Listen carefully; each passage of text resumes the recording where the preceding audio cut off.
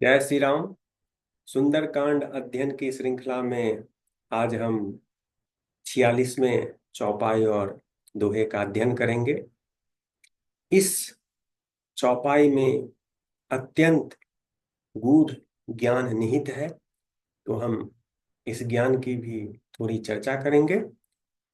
तो पिछले सत्र में हमने देखा कि विभीषण जी को सुग्रीव और वानर सेना के द्वारा श्री राम के समक्ष प्रस्तुत किया जाता है और विभीषण जी श्री राम के शरण में अपने आप को प्रस्तुत करते हैं, दंडवत प्रणाम करते हैं।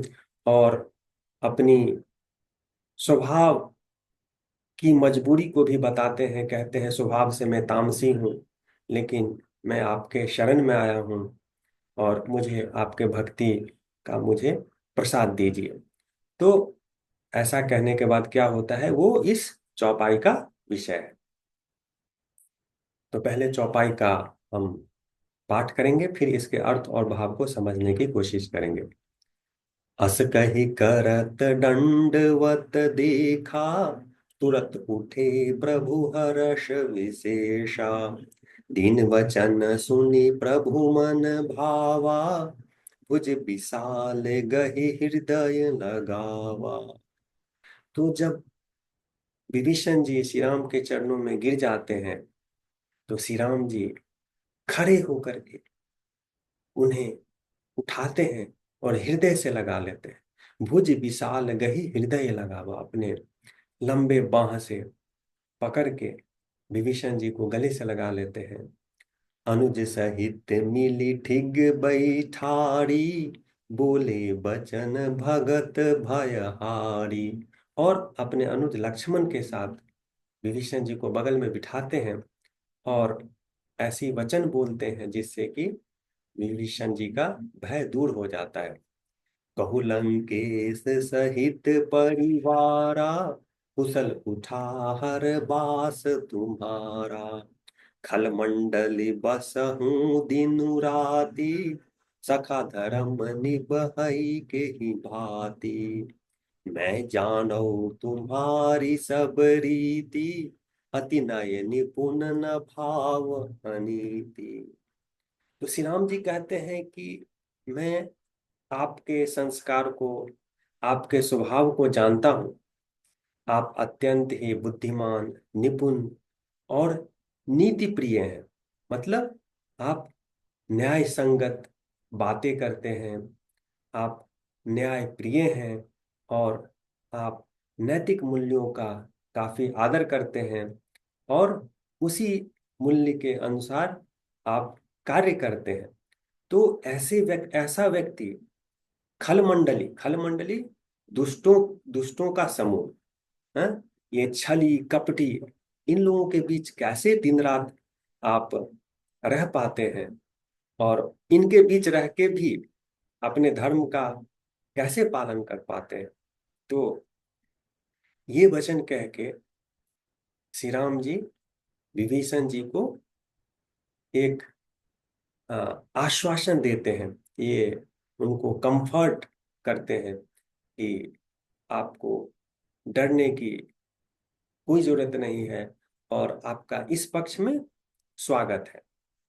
फिर श्री राम जी कहते हैं, बरु भल बास नरक करताता, दुष्ट संग जनि देई विधाता। बरु भल बास नरक करताता, दुष्टों के बीच रहने से अच्छा है कि हम नरक में रहें। किसी को दुष्टों की संगति ना मिले। तो कहने का भाव है कि अगर हम सुखी रहना चाहते हैं तो हमें दुष्टों की संगति से अपने आप को दूर रखना होगा। दुष्ट की संगति में हम कभी भी सुखी नहीं रह सकते हैं। अब पद देखी कुशल रघुराया, जो तुम किन्ह जानि कर दाया।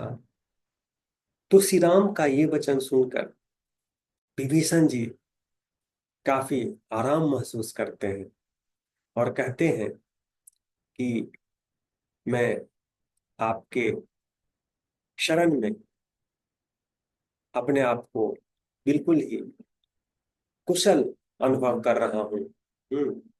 क्योंकि आप अपने भक्तों पे, दीन पे दया करने वाले हैं। हम्म, तो विभीषण जी का कंफर्ट लेवल अभी कंप्लीट हो चुका है। पूरी तरह से वो अपने आप को सुरक्षित महसूस कर रहे हैं, श्री राम जी के साथ काफी आराम महसूस कर रहे हैं। अब हम इस दोहे का पाठ करते हैं। तब लगी कुशल न जीव कहूँ, सपने हूँ मन विश्राम। जब लगी भजत न राम कहूँ, शोक धाम तजि काम।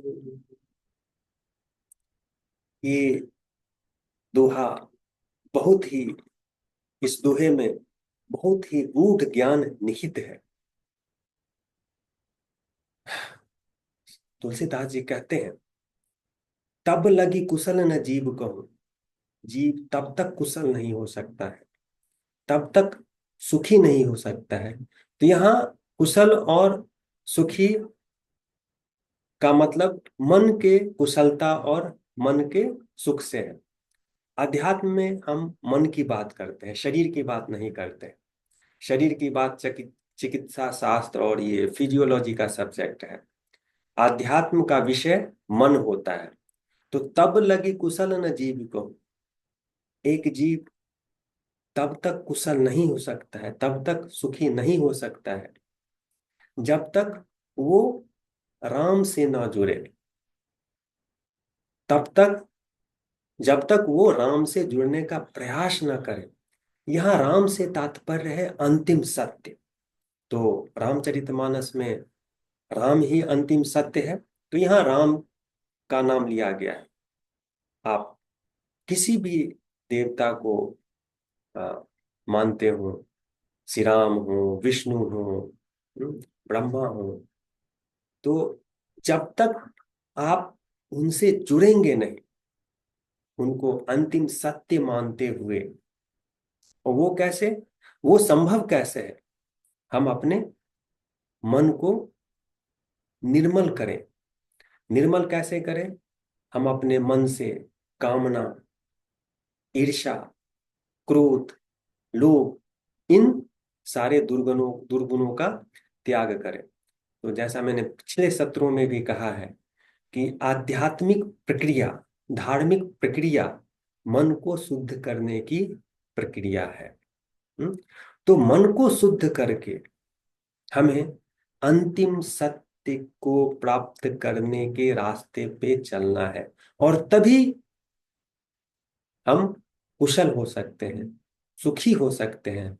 अन्यथा हमें सपने में भी विश्राम न मिलेगा।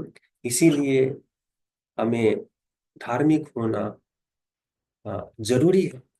जब हम धार्मिक होंगे तो हम मानसिक रूप से, हमारी मन स्थिति आरामदेह होगी, और हम सुखी होंगे।